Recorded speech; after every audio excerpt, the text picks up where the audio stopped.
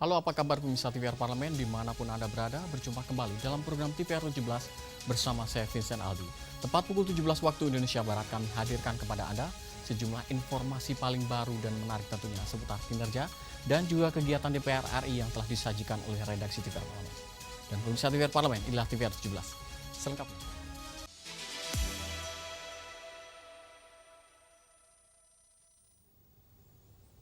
Wakil Ketua Komisi 2 DPR RI Zulfikar Arse menepis isu PHK massal bagi pegawai pemerintah dengan perjanjian kerja dan meminta pemerintah mencari solusi terbaik untuk mengatasi alokasi belanja pegawai daerah yang melebihi 30%. Isu PHK massal bagi pegawai pemerintah dengan perjanjian kerja atau P3K ditepis Komisi 2 DPR RI dalam rapat kerja bersama Kemenpan RB dan Badan Kepegawaian Negara. Isu ini sempat ramai diperbincangkan menyusul banyaknya pemerintah daerah yang mengalokasikan belanja pegawai lebih dari 30% dari APBD, alias melampaui batas belanja yang ditetapkan dalam Undang-Undang Nomor 1 Tahun 2022. Wakil Ketua Komisi 2 DPR RI, Zulfikar Arse menyampaikan bahwa regulasi itu memberikan masa transisi kepada pemerintah daerah untuk melakukan penataan tanpa pemberhentian pegawai. Zulfikar meminta Kemenpan RB bersama Kemendagri dan Kemenkeu mencari solusi terbaik untuk mengatasi alokasi belanja pegawai daerah yang melebihi 30%. Mengingat dana transfer daerah tahun 2026 juga mengalami pemotongan 29,34% dibanding tahun 2025 atau berkurang dari 919 triliun rupiah menjadi 693 triliun rupiah. Kita tidak akan memberhentikan P3K karena memang di undang-undang itu ada exit yang diberikan. Oleh karena itu kepada para ASN kita terutama P3K ya tetap bekerja, melaksanakan tugas, menghadirkan kinerja yang terbaik untuk pemerintah dan masyarakat. Kepala Badan Kepegawaian Negara, Zudan Arif Fakrullah menegaskan bahwa pemberhentian P3K hanya dapat dilakukan jika terjadi kondisi tertentu. Di antaranya, berakhirnya masa kontrak, mengundurkan diri, meninggal dunia, pelanggaran disiplin, terlibat dalam kasus tindak pidana, dan bergabung menjadi anggota partai politik. Faldo dan Arif, TVR Parlemen melaporkan. Dorong kemudahan akses pariwisata, Komisi 7 DPR RI mendesak Kementerian Pariwisata untuk mempercepat penerapan kebijakan bebas visa bagi wisatawan mancanegara guna mendongkrak sektor pariwisata di Indonesia. Guna mendongkrak sektor pariwisata di Indonesia, Komisi 7 DPR RI mendesak Kementerian Pariwisata untuk mempercepat penerapan kebijakan bebas visa bagi wisatawan mancanegara. Kebijakan itu akan menjadi daya saing dengan negara tetangga yang bergerak lebih cepat memulihkan pariwisata dengan kemudahan akses. Anggota Komisi 7 DPR RI, Putra Nababan, mengemukakan hal itu dalam rapat kerja dengan Menteri Pariwisata terkait tindak lanjut rencana kerja Menteri Pariwisata tahun 2026. Putra Nababan menekankan bahwa kebijakan bebas visa perlu segera diputuskan dalam forum koordinasi lintas kementerian termasuk dengan pihak imigrasi. Negara-negara lain itu sudah mengambil keuntungan dari bebas visa. Kita masih kantong kiri, kantong kanan. Siapa yang lebih berprestasi mendapat pendapatan dari visa? Apakah ini segala macam? Kantong itu cuma satu, APBN, bukan kantong menteri kiri, kantong menteri kanan. Kita ini udah bukan mengedepankan ego sektoral. Berapa devisa yang masuk? Kalau uang masuk kantong, masuknya ke APBN. Jadi masalah visa ini udah muter-muter. Bebas visa, tidak bebas visa, dan lain sebagainya. Bebas visa. Orang kita udah lost kok, gak ada pemasukan. Kok masih lama-lama berpikir? Gak usah deh ego-ego. Jadi ibu di depanmu, ibu sampaikan Kementerian Imigrasi kayak apa segala macam harus bebas visa karena sudah makin kecil potensi pariwisata yang datang ke Indonesia. Kementerian Pariwisata diminta tidak ragu dalam mengambil langkah strategis dengan membawa isu bebas visa sebagai keputusan penting dalam rapat dengan pemerintah. Tujuannya agar Indonesia tidak tertinggal dalam menarik wisatawan dari berbagai belahan dunia. Dodi, TVR Parlemen melaporkan. Selanjutnya pemirsa, dampak geopolitik global dinilai telah memberikan tekanan terhadap industri nasional, terutama pada sektor produksi semen. Komisi 6 DPR RI menyoroti tingginya biaya produksi terhadap hal tersebut berpengaruh atas keberlanjutan perusahaan dan juga daya saing di tengah persaingan global yang semakin ketat. Komisi 6 DPR RI menyoroti dampak geopolitik global yang dinilai telah memberikan tekanan terhadap industri nasional, terutama pada sektor produksi semen. Tingginya biaya produksi dapat berpengaruh terhadap keberlanjutan perusahaan dan daya saing di tengah persaingan global yang semakin ketat. Merespon kondisi tersebut, anggota Komisi 6 DPR RI, Mufti Anam, menegaskan perlunya langkah antisipasi dini untuk industri semen. Pasalnya, industri semen ditopang oleh bahan bakar energi yang kini tengah menjadi isu panas menyusul ketegangan konflik di Timur Tengah. Pasokan dan harga bahan bakar energi yang tidak stabil perlu dimitigasi industri semen nasional agar tetap mampu bertahan dan berdaya saing. Bahkan sebelum dampak geopolitik ini ada begitu, kita lihat bahwa total cost produksi dari semen Indonesia sudah sangat besar begitu. 730, kalau saya tadi coba baca 730 hingga 800.000 per ton begitu. Bahkan itu lebih besar daripada kompetitor kita Indosemen. Bahkan jauh lebih besar lagi dibandingkan kompetitor kita yang dari China begitu, Pak. Tapi harapan kami tetap harus diantisipasi oleh semen Indonesia, karena ketika suatu saat nanti ketika naik, nah stres testnya seperti apa? Kami minta segera lakukan stres test, jangan sampai kemudian tanpa adanya persoalan geopolitik ini beban kos produksinya sudah sangat besar, yang bahkan saya baca 50% itu karena energi dan juga logistik biayanya begitu. Maka kami minta dilakukan stres test kira-kira dengan adanya dampak geopolitik seperti apa, masih mampu berkompetisi nggak dengan yang lain. Komisi 6 juga menekankan pentingnya peningkatan efisiensi dan kinerja keuangan semen Indonesia. Mengingat aset yang dimiliki perusahaan semen Indonesia mencapai 76 triliun rupiah, namun hanya mampu memberikan laba 191 miliar rupiah. Bella dan Rian, TVR Parlemen melaporkan. Pemirsa, ketegangan geopolitik di Timur Tengah yang kembali memanas telah menjalar hingga ke rantai pasok energi dunia, menciptakan bayang ketidakpastian yang tak bisa diabaikan. Di sini DPR RI memandang bahwa efisiensi adalah kunci bijak dalam merespon tekanan harga energi global yang kian menguat. Informasi selengkapnya usai jeda, jangan kemana-mana, tetaplah di TVR 17.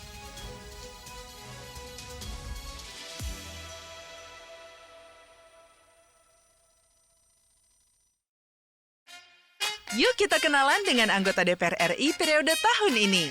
Dari depan kursi. Di balik kursi. Gini, di balik kursi. Aku ingin menjadi sesuatu yang mungkin bisa kau rindu. Acap kahiji, rukun sakabehna. Gitulah pokoknya mah. Semakin penasaran kan bagaimana kiprah karir politiknya? Hanya di TVR Parlemen.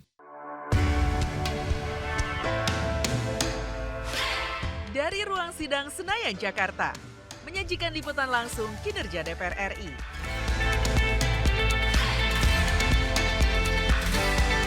Dialog mendalam, investigasi, dan profil wakil rakyat. TVR Parlemen kini hadir 24 jam.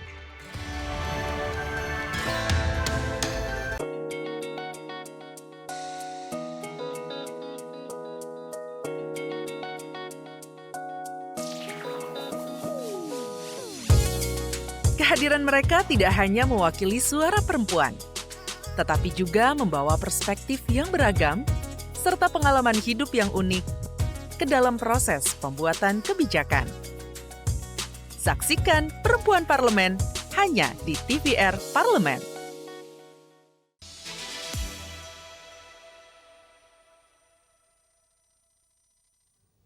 Terima kasih Anda masih bersama kami di TVR 17, pemirsa. Jalur strategis seperti Selat Hormuz sebagai urat nadi perdagangan minyak internasional kini berada dalam sorotan dan rentan memicu gejolak harga. Dalam lanskap yang penuh dinamika ini, pemirsa, DPR RI menegaskan bahwa langkah efisiensi dan kemandirian energi menjadi pijakan penting untuk menjaga ketahanan nasional. Dan mari kita simak liputan mendalam yang telah dikemas oleh tim redaksi TVR Parlemen dalam segmen Lensa Parlemen. Berikut ini.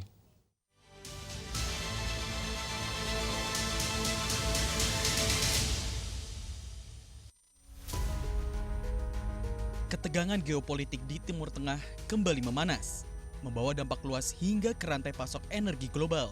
Jalur distribusi minyak dunia, khususnya melalui Selat Hormuz, yang menjadi urat nadi perdagangan energi internasional, kini berada dalam sorotan. Kondisi tersebut dapat memicu lonjakan harga energi di pasar global. Bagi Indonesia, situasi ini bukan sekedar dinamika luar negeri. Ketergantungan pada impor minyak membuat tekanan harga global langsung terasa di dalam negeri, mulai dari beban subsidi energi hingga potensi kenaikan harga bahan bakar. Anggota Komisi 12 DPR RI Ramson Siagian menilai, Efisiensi energi dan percepatan transisi energi menjadi langkah penting untuk menjaga ketahanan energi nasional sekaligus menjaga subsidi BBM tetap terkendali. Efisiensi sangat diperlukan karena pertama kita masih tergantung minyak. Tapi energi yang sangat diperlukan efisiensi itu adalah minyak dan gas. Kalau listrik kita masih oke, supply kita masih lebih tinggi daripada demand. Efisiensi itu sangat diperlukan sekarang agar penggunaan minyak, apalagi yang bersubsidi, itu jangan terlalu boros karena itu menggunakan anggaran yang sangat besar dari pemerintah untuk anggaran subsidi BBM khususnya dan juga LPG. Di sisi lain, pemerintah mendorong efisiensi energi dan menyiapkan skema kerja fleksibel atau work from home 1 hari dalam sepekan untuk menekan konsumsi BBM di tengah kenaikan harga energi global. Ramson mendukung langkah tersebut sebagai bagian dari upaya menjaga ketahanan energi nasional sekaligus mengurangi beban subsidi di APBN. Ia menilai pengendalian konsumsi menjadi kunci agar defisit anggaran tetap terjaga.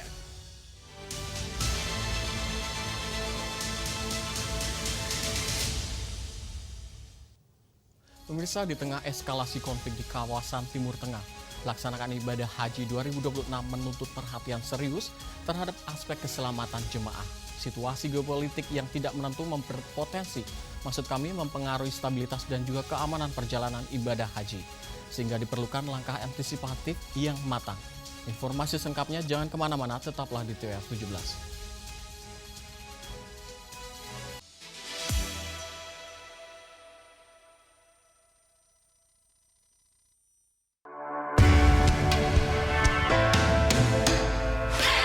Dari ruang sidang Senayan, Jakarta, menyajikan liputan langsung kinerja DPR RI.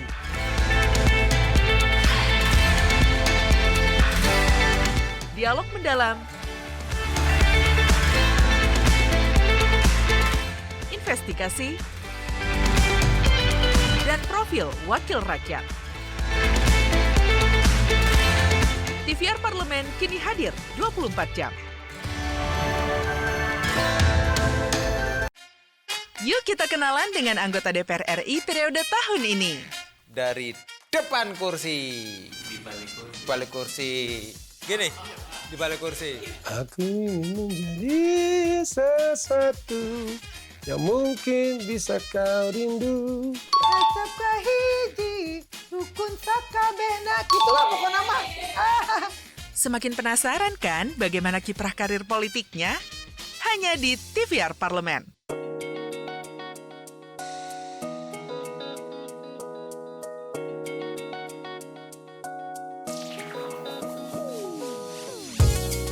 Kehadiran mereka tidak hanya mewakili suara perempuan, tetapi juga membawa perspektif yang beragam serta pengalaman hidup yang unik ke dalam proses pembuatan kebijakan. Saksikan Perempuan Parlemen hanya di TVR Parlemen.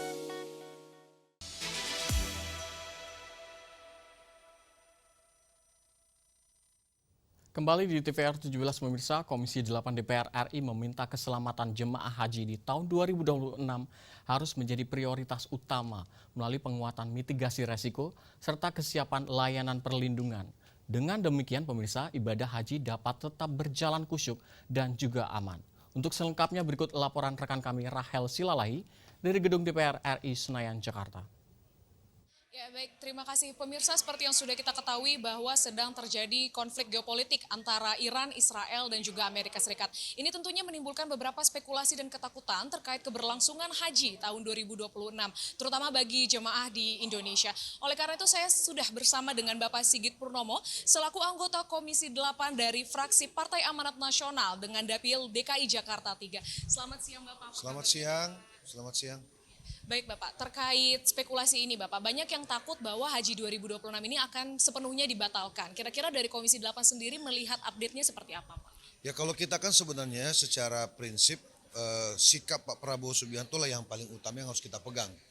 Karena kalau kemudian Pak Prabowo beserta seluruh jajaran pemerintah yang terkait dalam hal ini Kementerian Agama menjelaskan bahkan memastikan bahwa insya Allah pelaksanaan ibadah haji ini akan tetap berjalan, saya kira kita akan fatsun ke arah sana, itu yang pertama.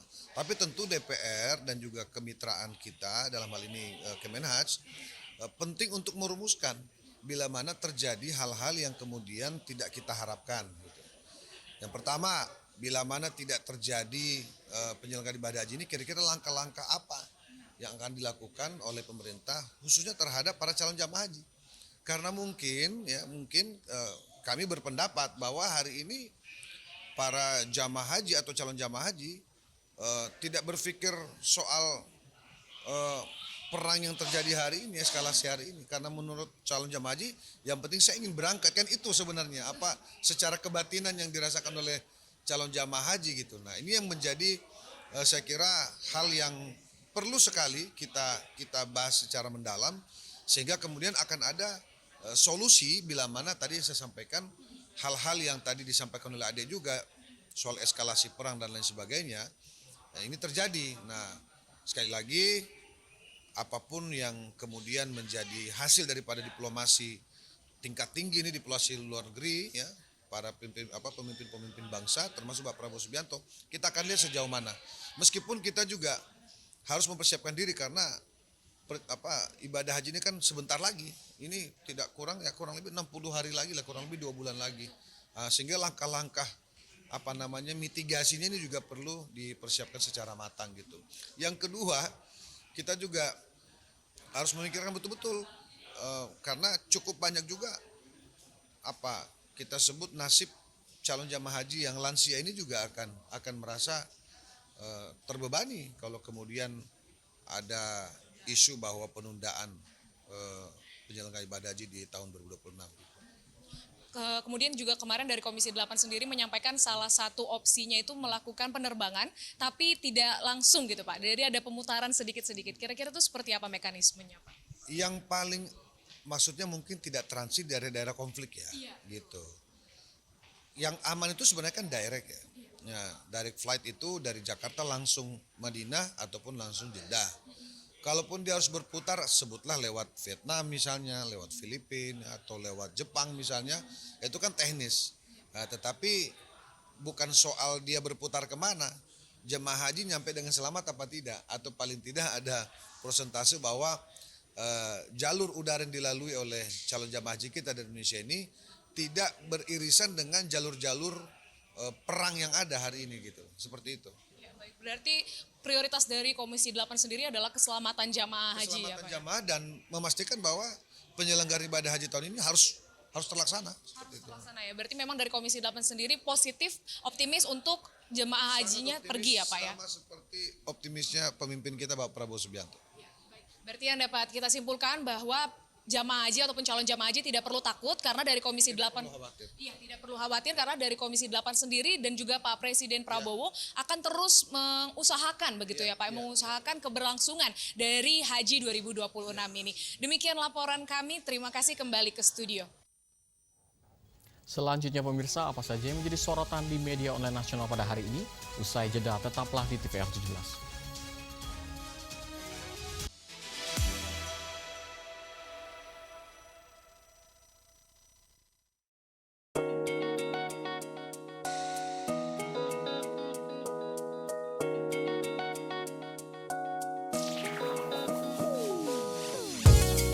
Kehadiran mereka tidak hanya mewakili suara perempuan, tetapi juga membawa perspektif yang beragam serta pengalaman hidup yang unik ke dalam proses pembuatan kebijakan. Saksikan Perempuan Parlemen hanya di TVR Parlemen.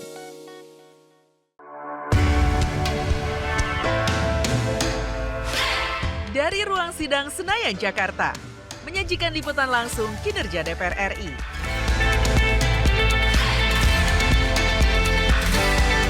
Dialog mendalam, investigasi, dan profil wakil rakyat. TVR Parlemen kini hadir 24 jam. Yuk kita kenalan dengan anggota DPR RI periode tahun ini. Dari depan kursi, di balik kursi. Gini, di balik kursi. Aku ingin menjadi sesuatu yang mungkin bisa kau rindu. Acapkah hiji rukun sakabehna. Gitulah pokoknya mah. Semakin penasaran kan bagaimana kiprah karir politiknya? Hanya di TVR Parlemen.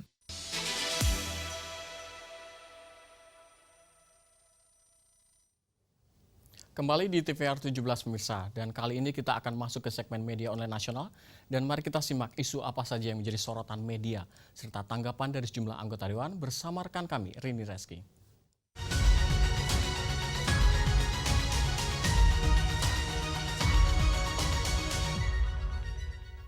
Baik, terima kasih rekan Vincent Aldi dan selamat sore pemirsa. Kita masuk ke segmen media online nasional. Berita pertama yang menjadi headline di media online nasional pada sore hari ini yaitu pastikan harga BBM tak naik. Masyarakat dihimbau untuk tak panik. Kita lihat pemirsa di layar kaca. Baik, di sini di tengah dinamika global yang kerap mempengaruhi sektor energi, DPR RI menegaskan komitmennya untuk memastikan stabilitas harga bahan bakar minyak tetap terjaga. Pemerintah diminta untuk terus mengoptimalkan berbagai instrumen kebijakan, mulai dari pengelolaan subsidi yang tepat sasaran hingga penguatan cadangan energi nasional. Langkah-langkah ini penting agar masyarakat tidak terbebani oleh gejolak eksternal, sekaligus menjaga daya beli tetap stabil di tengah ketidakpastian ekonomi global. Dan pemirsa, di sini juga DPR RI mengimbau masyarakat untuk tidak panik dan tetap bijak dalam menyikapi berbagai informasi yang beredar. Kepercayaan publik terhadap upaya pemerintah menjadi kunci dalam menjaga situasi tetap kondusif. Dengan koordinasi yang solid antara pemerintah dan juga pemerintah pusat dan daerah dan seluruh pemangku kepentingan, diharapkan stabilitas harga BBM dapat terus dipertahankan sehingga aktivitas ekonomi masyarakat tetap berjalan dengan baik dan juga penuh kepastian. Kita beralih ke berita selanjutnya yang juga menjadi headline di media online nasional pada sore hari ini, yaitu mengenai Ujang Bey berharap Kepala Oikin juga terapkan sistem penghematan energi. Kita lihat kembali di layar kaca. Baik pemirsa, di sini DPR RI menyambut baik harapan Ujang Bey agar Kepala Otorita Ibu Kota Nusantara turut menerapkan sistem penghematan energi dalam pembangunan dan juga pengelolaan Ibu Kota Nusantara. Dan juga pemirsa, langkah tersebut dinilai sejalan dengan komitmen nasional dalam mendorong pembangunan berkelanjutan dan efisiensi energi di seluruh sektor. Dan DPR RI menekankan bahwa IKN sebagai simbol masa depan Indonesia harus menjadi contoh nyata dalam penggunaan energi yang bijak, ramah lingkungan, dan juga berbasis teknologi modern. Lebih lanjut, di sini juga DPR RI mendorong agar kebijakan efisiensi energi tidak hanya menjadi wacana, tetapi benar-benar diimplementasikan secara terukur dan juga konsisten. Tentunya penggunaan energi terbarukan, optimalisasi infrastruktur hijau, serta pengawasan yang ketat menjadi kunci keberhasilan sistem tersebut. Dengan sinergi antara OIKN, pemerintah pusat, dan juga berbagai pemangku kepentingan, diharapkan IKN dapat tumbuh sebagai kota yang tidak hanya maju secara fisik, tetapi juga berdaya saing dalam pengelolaan energi yang berkelanjutan. Baik pemirsa, itu tadi headline di media online nasional pada sore hari ini yang saya sampaikan terkait dengan pastikan harga BBM tak naik, masyarakat diimbau tak panik, serta Ujang Bey berharap Kepala OIKN juga terapkan sistem penghematan energi. Sekian dari saya, Rini Reski, kembali ke rekan Vincent Aldi. Terima kasih, selamat sore, sampai jumpa.